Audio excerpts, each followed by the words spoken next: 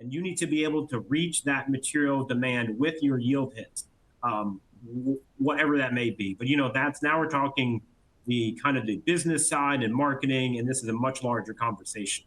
Yeah, I get it. Thank you, David and Vadim. I appreciate that. Just making sure I'm thinking about this the right way, but I agree and I hear what you're both saying. And back to these productivity levers, right? Specifically in simplifying purification steps. I was curious, David, to hear from you how resin selection and high throughput screening enable simpler processes. And you touched on other unit operations outside of chromatography that offer opportunities for simplification. But just to add on there, and I'll hear from Vadim as well afterwards, I'm curious to hear your thoughts on perfusion or continuous manufacturing workflows as a strategy to optimize productivity. So I'll speak to the yeah, that's okay. I'll speak to the resin selection too. Like as Vadim said, ideally you want a 2-column process, affinity capture and then a polishing step. But that's really hard to do because you're relying on this polishing step to remove host cell protein, DNA, any kind of aggregate or mispaired species, and viral clearance.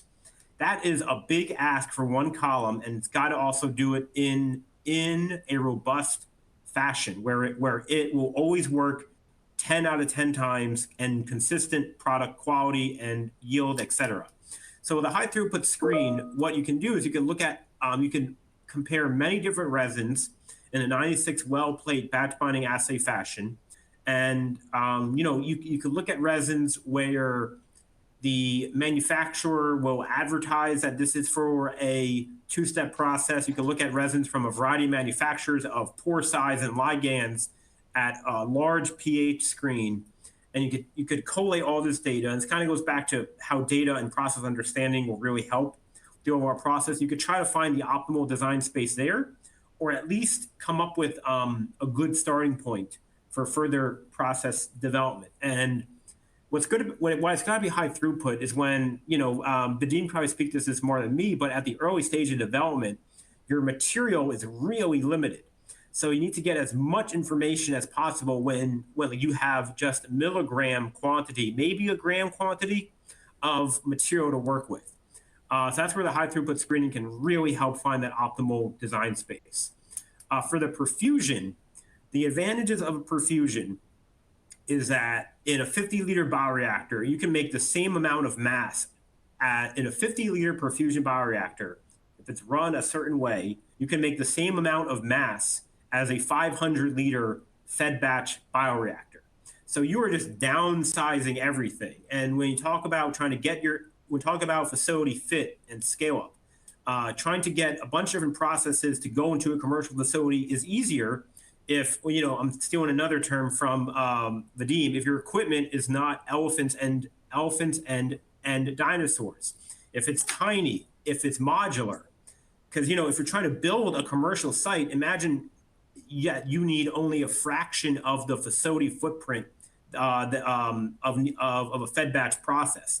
That's going to make the whole commercial design and the profitability of that plant, getting your return on investment even faster. So that's like the big advantage of perfusion is it's just smaller. And that modularity just makes your life easier for facility fit and for tech transfer. Yeah. Thank you, David. That was a great answer. Vadim, love to hear from you. Yeah, high throughput screening is definitely a great tool in early development, and there are a lot of approaches for this, like 96 well plates or 96 well filters with uploaded resins works very well. And yeah, we always start from that. In terms of perfusion, there are a couple of caveats. In general, I agree with David, great approach to reduce the scale, productivity, but there are a couple of ifs. First, if the cell line is stable.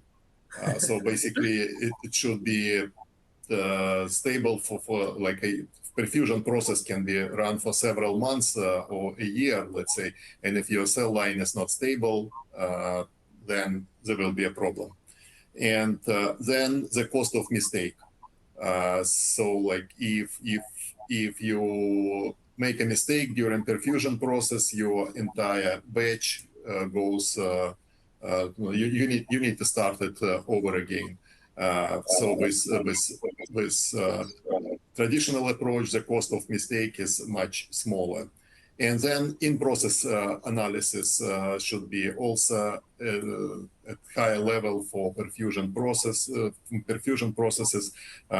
because of obvious reasons. So your batch is continuous, and if any parameters changes, then your final product will be affected as well. So, but in general, yes, perfusion is a great approach.